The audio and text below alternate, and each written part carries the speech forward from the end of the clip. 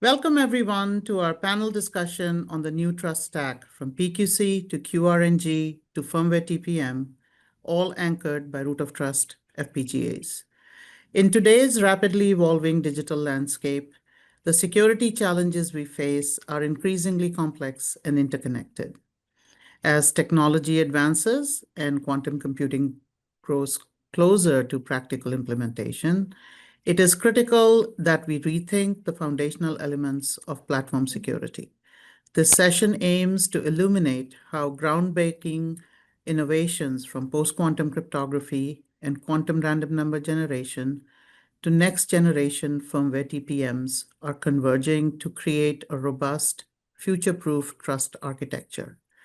Our panelists represent diverse expertise, ensuring we address the challenges and opportunities from multiple angles. These insights are designed to guide architects, designers, and strategists among us as they build resilient and compliant platforms. Let's begin by examining how these new layers of trust are redefining secure computing. And as I was mentioning before, we are seeing a shift in how systems are designed for platform security. The traditional components of trust, secure boot, key storage, TPM, attestation, they are all being reevaluated in the light of new requirements. These might be compliance with emerging standards like CNSA 2.0, which mandate post-quantum cryptography use to protect against harvest now, decrypt later threats, or a move towards zero trust architecture with attestation protocols like SPDM. So in our panel today, we bring together leaders who are shaping that evolution from very different but deeply complementary vantage points. Carlos Abelin is the CEO and co-founder of Quside, a pioneer in quantum randomness. He brings a unique perspective on how verifiable entropy can be foundational to trusted computing and not just an afterthought. Sami Nassar is the CEO of SecEdge and a veteran of secure computing architectures. His work is focused on firmware TPM integration and building flexible root of trust platforms that support both legacy and future requirements. Stefano Righi is the Chief Security Architect and SVP at AMI, where he leads initiatives on firmware protection, secure boot, and platform attestation. He's driving the adoption of post-quantum security at firmware level across data center and enterprise platforms. With these leaders, we will explore the formation of this new trust stack that is anchored by Root of Trust FPGAs and have a layered protection for post-quantum firmware, attestation, SPDM, verifiable entropy, and embedded firmware TPM with legacy compatibility.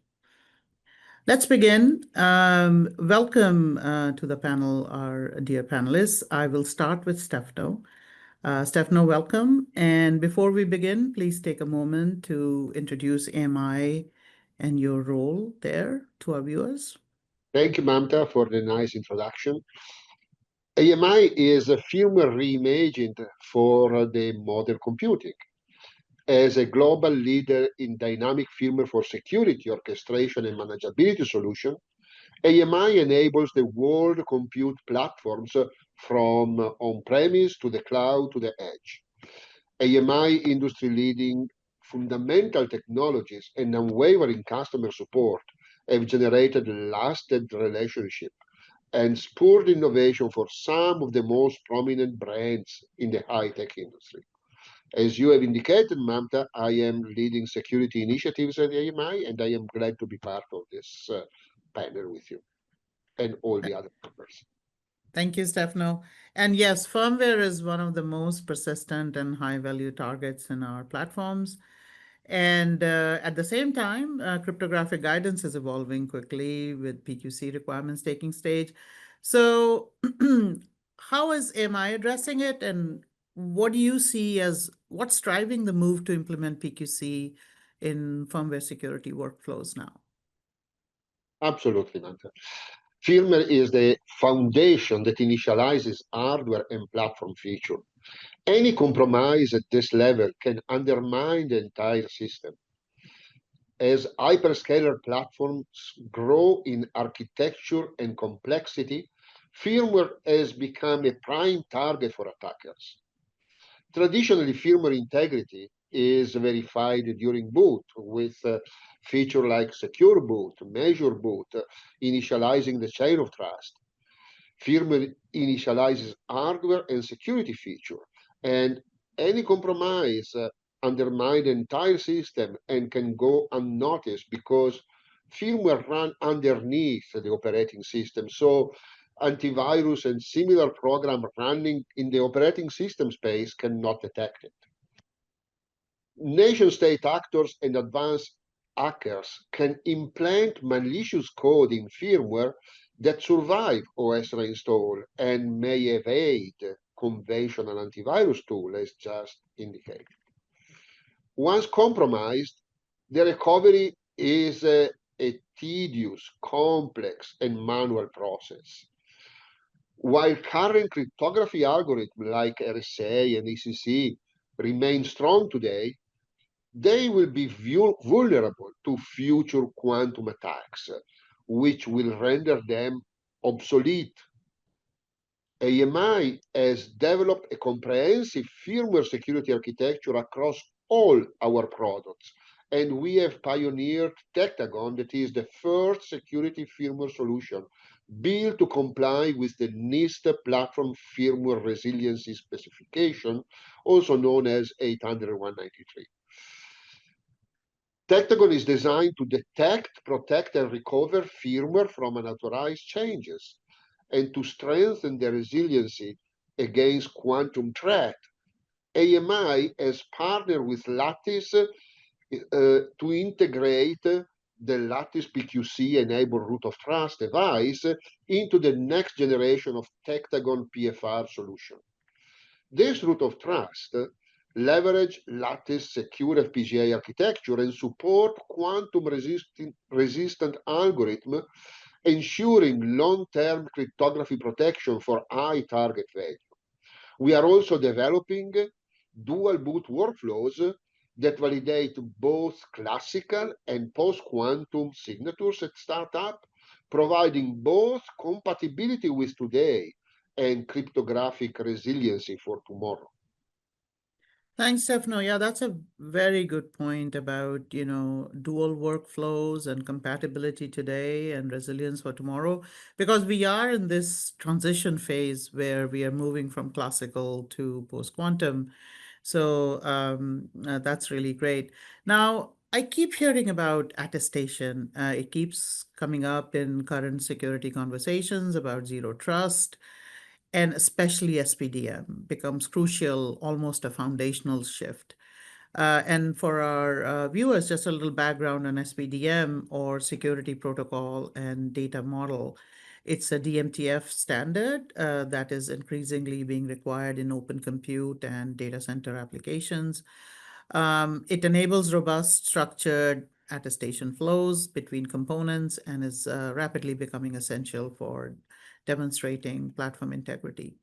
And Lattice's Root of Trust FPGAs that Stefano was mentioning, including Mark X05 TDQ family that was just announced, are built to support this transition. They are capable of SPDM 1.0 through 1.2, and we are aligned with the roadmap towards SPDM 1.4, which includes post-quantum cryptography support, and hence, ideally suited for this transition where you're going from classical to post-quantum, protections. So with this background, Stefano, please tell our viewers why are PFR and SPDM complementary, and why is this combination of PFR plus SPDM critical? Thank you, Mamta. Yes, let me step back a second on PFR. The NIST PFR specification, as indicated also before, is designed to detect, recover, and protect firmware from unauthorized changes caused by malicious actors or corruption. AMI technical solution fully implement this requirement, meaning that at the beginning it detects if there has been a firmware corruption, it executes a secure firmware recovery using authenticated recovery image in such case, and at the end ensuring that only trusted firmware is able to run on the platform. Tectagon also had runtime protection for spy transactions, so filtering commands and preventing tampering happening to the persistent firmware. In order to achieve this, it uses PQC-enabled manifests based on MLDSA algorithm and Lattice-based cryptographic engine that is resistant to quantum attacks. This ensures that integrity checks cannot be spoofed, even by adversaries that can employ quantum capabilities. The result is a future-proof, scalable, and standard-compliant firmware security architecture. So while PFR is critical for protecting the platform firmware, SPDM, or Security Protocol and Data Model, as you correctly indicated, is essential for providing attestation evidence to third party about the firmware integrity. So Tectagon goes beyond the traditional protections, integrating SPDM attestation into the workflow of the firmware. And the MTF standard protocol allows to verify firmware authenticity in real time. We plan to incorporate ML-CAM PQC algorithm within the SPDM attestation flow in Tectagon, ensuring security even into a post-quantum world. SPDM enable interoperability for attestation, both locally and remote, establishing the platform chain of trust and securing that every subsystem is authentic. SPDM provide evidence to other components, establishing the composable security architecture that has been introduced in the last few years by OCP Security Workgroup. SPDM may be used to support propagation of the trust both locally to the OS via the system interface or remotely through the BMC, which can respond to network attester and verifiers. So DMTF has updated the SPDM specification with an initial PQC support, and OCP is leveraging SPDM in all the attestation initiatives. AMI activities are fully aligned with both DMTF and OCP guidelines. So, as you correctly indicated, Mamta, AMI has already integrated support for SPDM from 1.0 through 1.2 on Lattice FPGA and within our Tectagon XFR stack. And we are actively preparing with you now the support for SPDM 1.4, which introduces PQC-based message exchanges. This milestone, enabled by the flexible architecture of an FPGA like the Lattice MAC-X05 TDQ, avoid those costly silicon respin required when there is a new technology emerging, delivering the first PFR plus SPDM implementation with PQC support integrated into the same chip. Yeah, well said, Stefano. Very well explained to our viewers. And as we move into this post-quantum world, one of the technical requirements that often gets overlooked is entropy. And that is almost foundational for any kind of key generation or secure element generation. So let's explore what's happening at the base of that stack, random number generation, and how we can make it more robust. And so we transition now to our next layer of the security stack for discussing the randomness challenge. And here I welcome Carlos to the panel. Carlos, again, please give our viewers a brief overview of company Quside and the good work that you are doing in the field of randomness. Thanks a lot, Mamta, and very happy to be here in this session.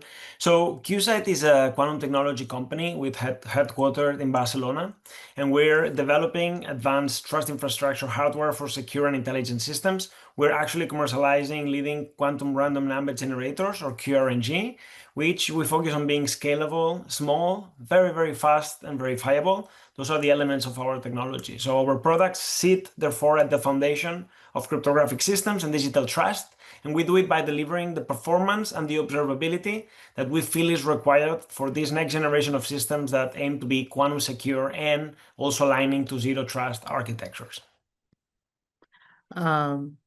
Indeed, and as I said, entropy is the root input to every key signature that a platform produces.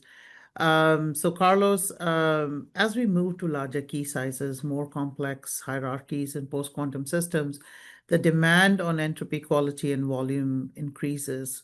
So can you walk us through why traditional TRNGs may no longer be enough? Absolutely. So as you said, right, and as I said before, entropy sits at that foundation of that key generation, signature generation, certificate production platform, and also historically an overlooked component, right? A lot of people take it just for granted. It's there and it happens, but you exactly don't know where, right? We're seeing two main trends right now, right? One is aligned to the fact that we need more and different keys, right? So there is this shift to quantum safe. This requires these post-quantum crypto algorithms requiring bigger key sizes, and also all the quantum protocols requiring a massive amount of randomness. Also, as you said, key hierarchies are getting more complex, mixed hybrid schemes, so you are not longer only using one key exchange, but you may be using several. This just multiplies the amount of keys that you're generating and the amount of entropy, therefore, that you need. And on top of that, we layer all this explosion of non-human identities and AI workflows, and we just need to generate a massive amount of keys that we did not need to generate before, right? So performance is one angle. We need more keys, and therefore we need more entropy. And that's one thing. The other trend is more aligned to the zero trust element and architecture. Basically the mantra of never, so always verifying everything and never trusting it by default. Yet this foundational element of cryptography, which sits at the production of every cryptographic protocol, is not properly verified in runtime, right? So we call this at Quside the entropy blindness problem, or the entropy limitation problem. And the effect is systems today assume randomness is good. You may be doing some statistical checks, but you don't have a way to measure the quality of the entropy. Now, where do TRNG solutions typically are limited is in those two dimensions. They are typically slow because they were designed only for seeding, like in an initial stage, not for performance. And they lack the ability to verify at the hardware level the entropy generation. And remember that entropy is a physical variable, right? The only way to measure it is through physics, not through measuring properties of bit streams, right? Now, what are we doing at Quside? Related to the first trend, we've always focused on developing semiconductor technologies that are high bandwidth or high performance. We have one chip family we call the Ruby S1 that delivers tens of megabits per second, and more precisely 50 megabits per second is the first release of that chip, is what it delivers. But then we also have a high performance chip for a specific sort of application in data center and high-end systems that does a gigabit per second per die, and that's really at the frontier of production, and we can do that on a tiny semiconductor chip. So that's what we're doing for performance. What are we doing for that zero trust alignment? Something we've always done historically since we started the company, and even before when we were doing research, is how do we measure the quality of that randomness through physics and through hardware means. And this is a feature in our products that we call locally verified entropy. So you're producing it there in your device and you can verify it right there when you're producing it. And what we do, we exploit the fact that our chips and our entropy production process is quantum mechanical, so we can describe it precisely and we can measure that entropy production process, and therefore we can verify it, right? So we feel this aligns very well with precisely what's being done across the stack on verifying everything. And we feel that as threats are escalating, performance needs are increasing, it's no longer enough to do it how we were doing it before. If we can do better, we should do better, and now we're ready to do it. Okay, thank you. Yes, absolutely. And then when you integrate QRNG with a platform, Root of Trust, Have you built a reference design? Can you give our viewers an idea of the work that you're doing with our Root of Trust FPGAs? Yeah, absolutely. A great example is the reference design that we've done of one of our chips, the Ruby S1, with the Lattice, the new Max X05 TDQ that has the Root of Trust at the FPGA. So that's actually how it looks like, the reference design. It has the Lattice FPGA, it has the Ruby S1. So this is literally a system on module with both a post-quantum root of trust and verified quantum entropy, right? All sitting in a very small site. So you can get the sum, you can get the reference design. So contacting Lattice or contacting Quside, we can actually get to that, to integrate this technology easily.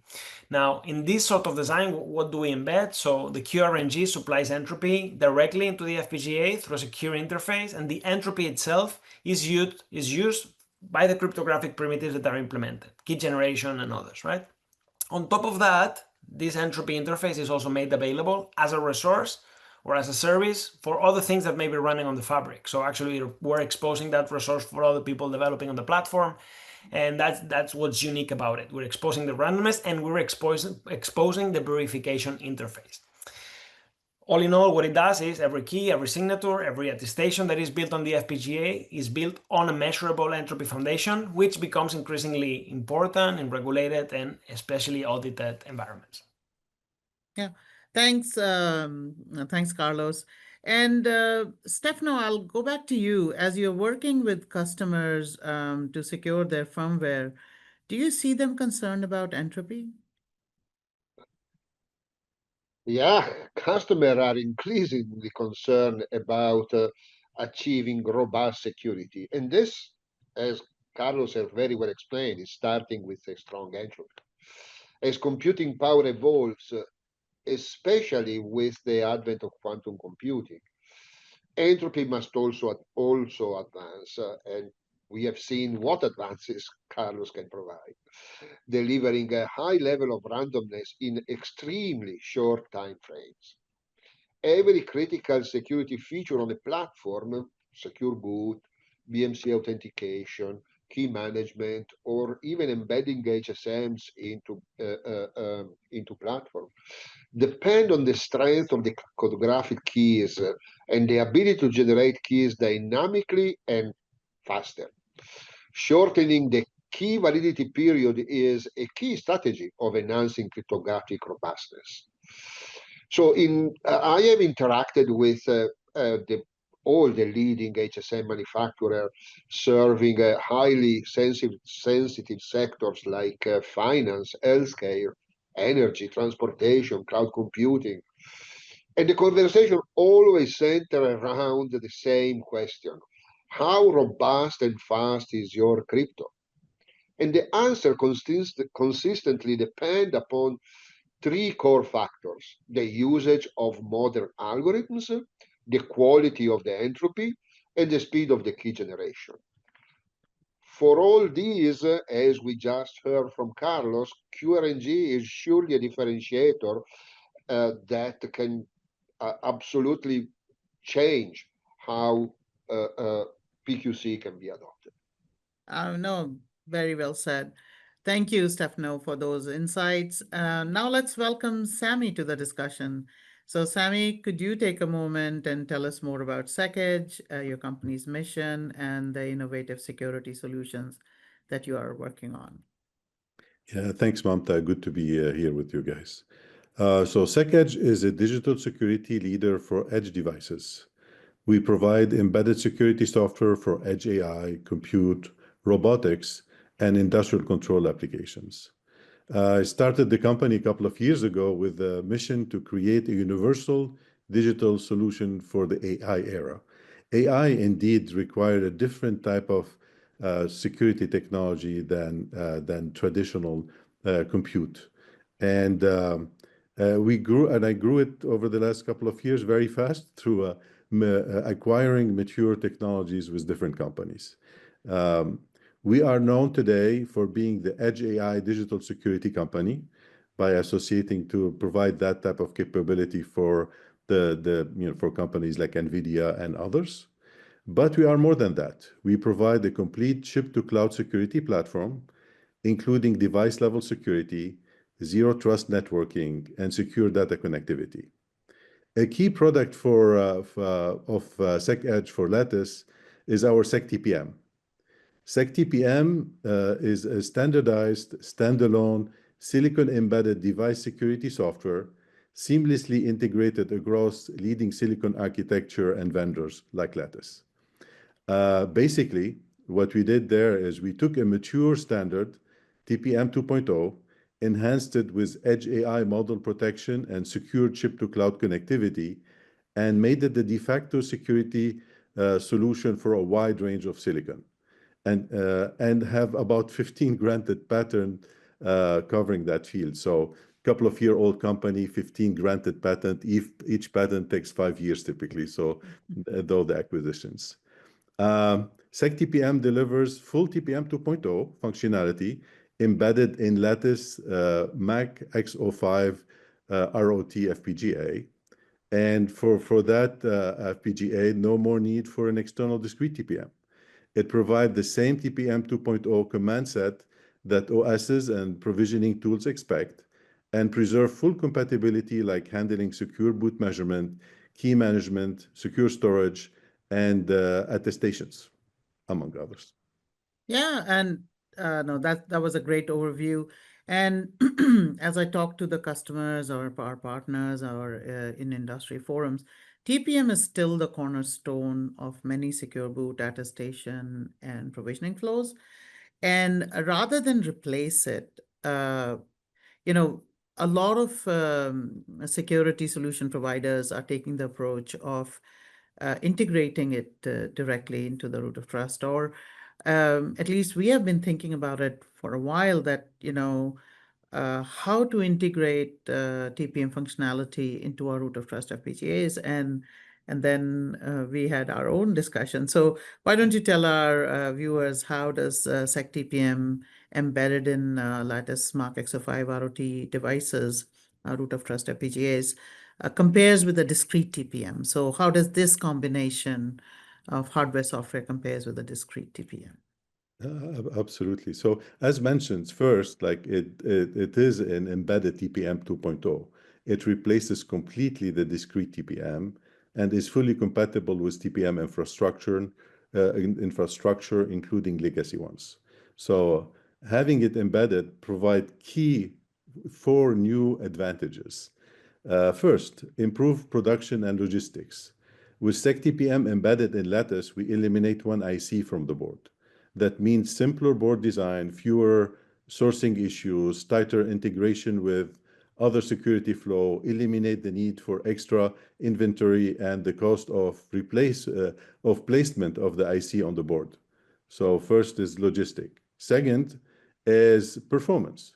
Discrete TPM performance are vastly capped by the speed of the bus they connect with. Typically, I2C running at 200 kilobit per second, or a SPI running at 2 megabit per second. The embedded TPM in Lattice have access to the PCIe Express, running at 2 to 5 gigabit per second. So that's a 10,000-fold speed increase in the communication if communicating at that bus.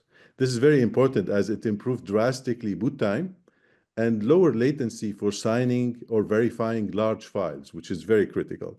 The software is getting bigger. Everything is getting bigger. You need to be able to verify that software much faster. It will have a major impact. An example of these big files, AI models, huge files, they need to be signed to. So more important, and it provides as well a unified trust anchor while maintaining isolated credential. By integrating TPM into the root of trust flow, you establish a unified foundation for verifying the integrity of every critical component, from firmware and operating system to application and user credential. So it becomes only one block.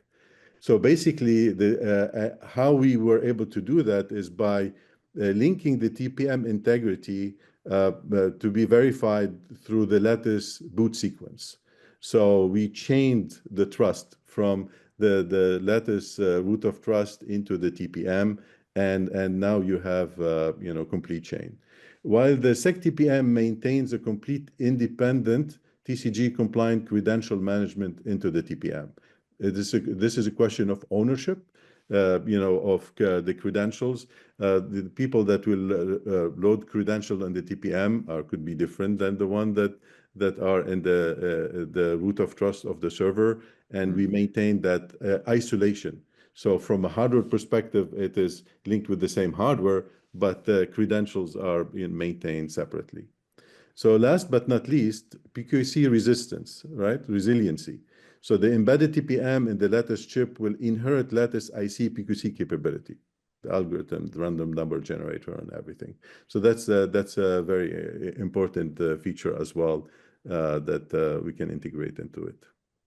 And all this very precise explanation tells me that you have a reference design, which I know you do, and that illustrates how this integration looks in practice. So why don't you give a brief overview of that reference design that is available today for our viewers? Absolutely. We shown that in the OCP summit recently.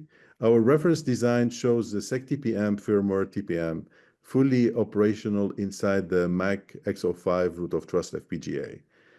We demonstrated secure boot, sealed key storage, and interaction with TPM provisioning flows. From a BIOS, UEFI, OS application, or AMI system, it looked the same for them than having a discrete TPM, in addition to all the other features that we just mentioned that create the differentiation. Oh, thank you. Yes, that was a great demo, and I saw a lot of customer partner interest in that. So thank you. I'll bring Carlos back into this conversation. So Carlos, given that entropy is one of the first requirements during boot and provisioning, and Lattice FPGAs secure boot will anchor our firmware TPM's chain of trust. So how does QRNG help complete the picture when you have components like FTPM and root of trust integrated? Sure, that's a very good question. And one of the things that I like to say, right, is that at the end, randomness or entropy generation is always a hardware problem. You always need to solve it by hardware. And in exchange cryptography, sometimes you can build it in software, sometimes you can implement it in hardware, but it doesn't matter. The entropy will always come from the hardware, right? So something that Sami pointed out, one of the things we can support, and through the Lattice new integration and reference designs we can do, we can fit that software with verified quantum entropy, right? Sami software and Lattice's FPGA implementations of algorithms, right? So everything should be sourced at the hardware level. So as you and we've been discussing, right, keys depend on that entropy, specifically at boot, TPM, root of trust, and actually especially that initial statement, as well as in runtime, can affect a lot of the things that go downstream in terms of credentials, right? So if the key is weak, it has low entropy, only that very bad moment at the beginning can create a systemic risk down the road. Everything afterwards can fall.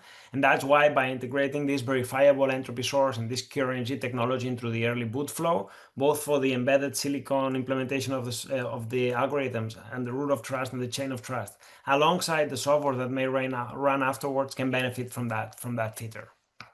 Absolutely. And I hope our viewers are seeing the picture come together, even though we all come from such different corners, but it's all coming together. So I'll invite Stefano, and Stefano brings us the system level view of things.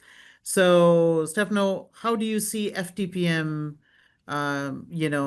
integration into our root of trust FPGAs change the server motherboard system level design or integration? Sure, Manta. As both you and Sami has indicated, the TPM is the cornerstone of platform security.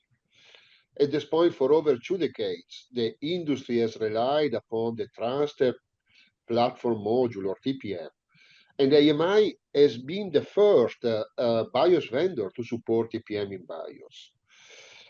TPM interface is expected in any platform design by both BIOS, operating system, application, everybody. Every TPM includes a firmware component. But the key difference with FTPM is that FTPM eliminates the need for a discrete chip, as Sami well indicated. In the modern computer architecture, this is a significant advantage. Today, data centers are experiencing an unprecedented level of integration. Motherboards are becoming increasingly compact, hosting multiple CPUs that can operate both as a single multi-CPU platform or as multiple logical platforms within a physical system. Now, in the scenario where multiple logical platforms in a physical system, each of these logical platforms require its own logical TPM. So eliminating discrete chips save valuable motherboard real estate. And this is a critical win for modern design. It also simplifies supply chain and update agility.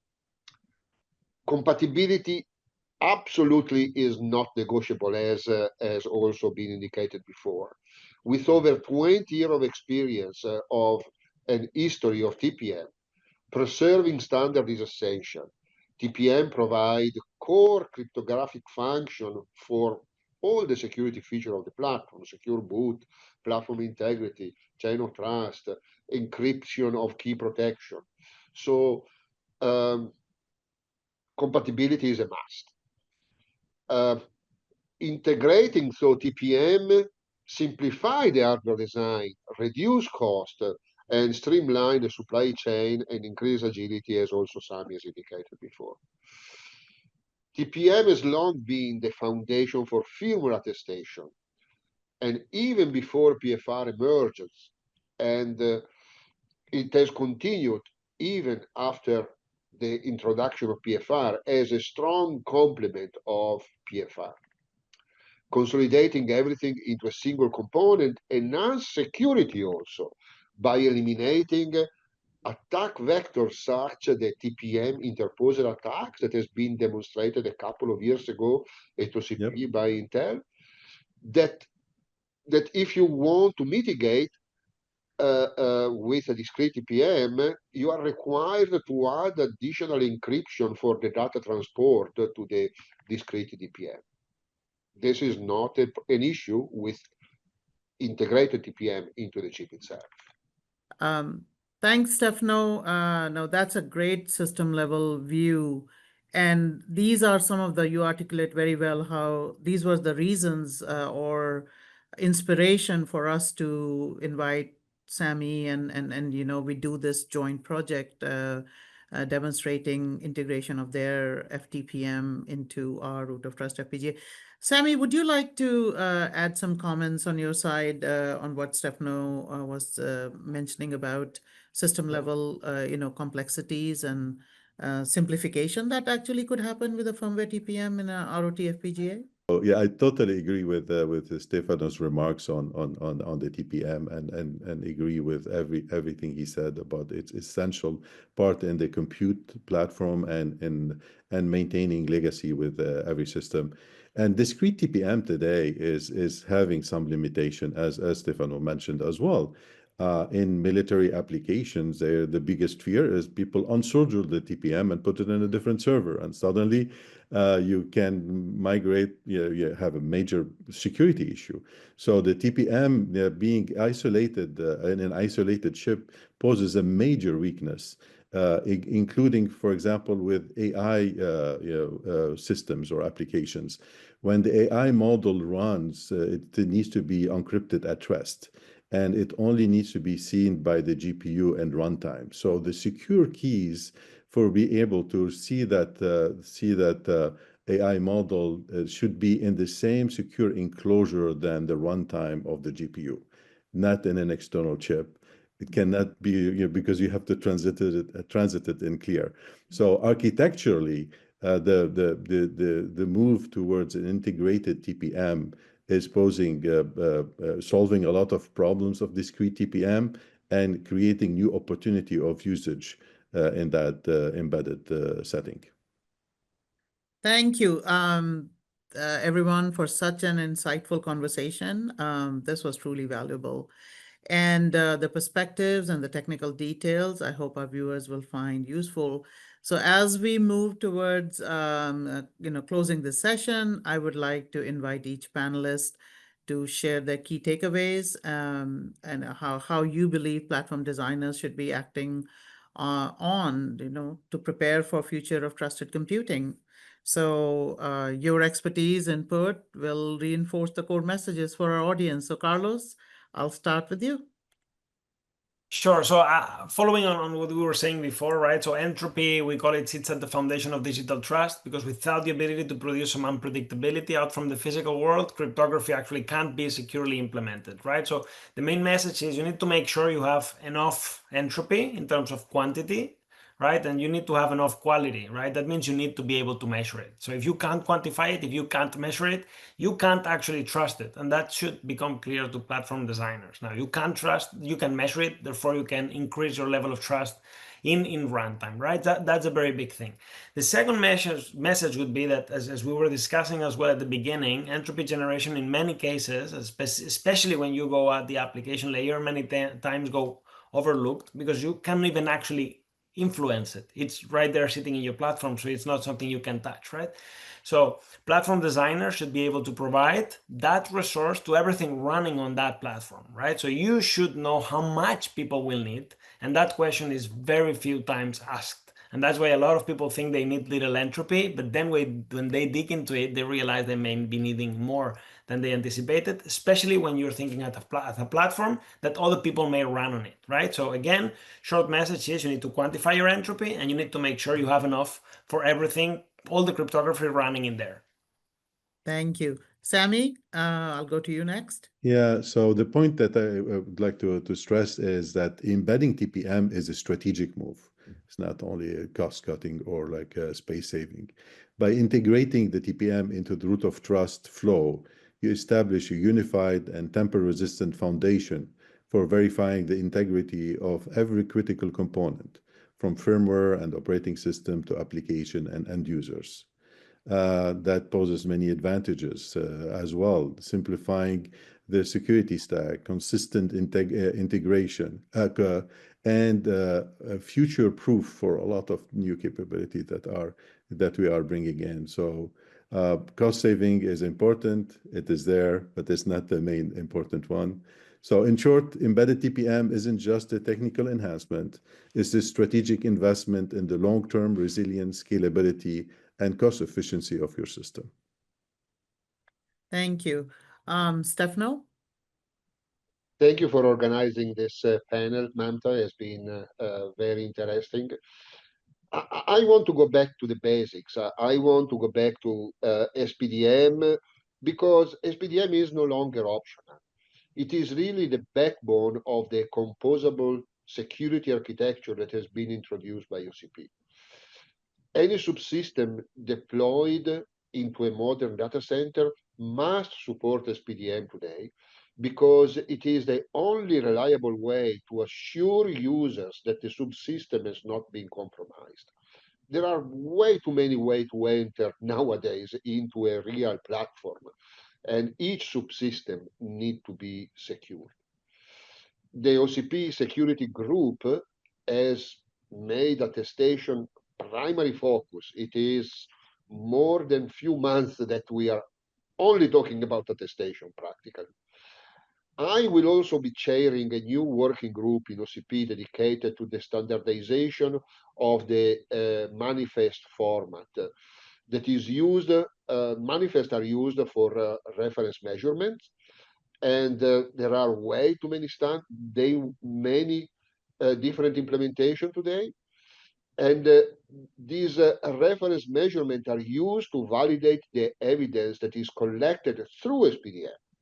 So this is a critical step towards interoperability and trust across platforms. SPDM, as we were indicating before, has already incorporated PQC into the standard, into an initial basic form, with more enhancement that will come soon. So PQC is now a central topic in every special interest group in any technical forum. I used to say that it's like the AI of cryptography. Just as you cannot discuss any longer computing without mentioning AI, you cannot discuss cryptography any longer now without addressing PQC. However, these efforts are still in the early stage, and the industry urgently needs a reference implementation, as we have seen a couple of examples also in this panel today. And this is exactly where AMI shine, at the bleeding edge of the technology. We are proud to partner with Lattice Semiconductor, as FPGA provide the agility that is required during this pioneering phase of emerging security technologies. Together, we are driving innovation that ensure future-proof security for the hyperscale environment. And I am very close to the hyperscale environment, and I am fully dedicated to it.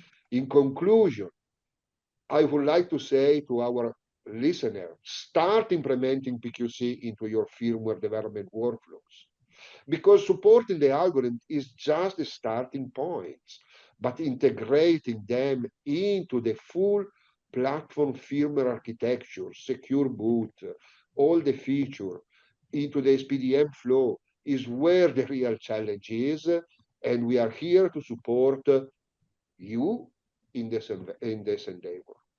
Thank you. Thank you, Stefano. So as we wrap up, it is clear that we are witnessing the emergence of a robust new security stack for modern platforms. It encompasses SPDM as the foundation of composable security and attestation, post-quantum cryptography integrated into firmware workflows, verifiable entropy with QRNG for true randomness, and a seamless firmware TPM integration within Root of Trust FPGAs. So these layers will work in concert to deliver measurable, scalable, and adaptive protection. I sincerely thank all of our panelists for sharing their expertise and insights and for making the time today. And I hope these discussions, our viewers find them both timely and impactful. And we together, I believe we are shaping a more secure and trustworthy digital future. To our viewers, if you would like to continue the conversation, please reach out to us at latticesemi.com. Reference designs for all of the technologies discussed in this panel are available today. So please connect with Lattice, AMI, Quside, or SecEdge to learn more. And we look forward to continuing our shared journey in advancing platform security and wishing you success in all your future projects. Until we meet again, stay inspired, stay secure. Thank you.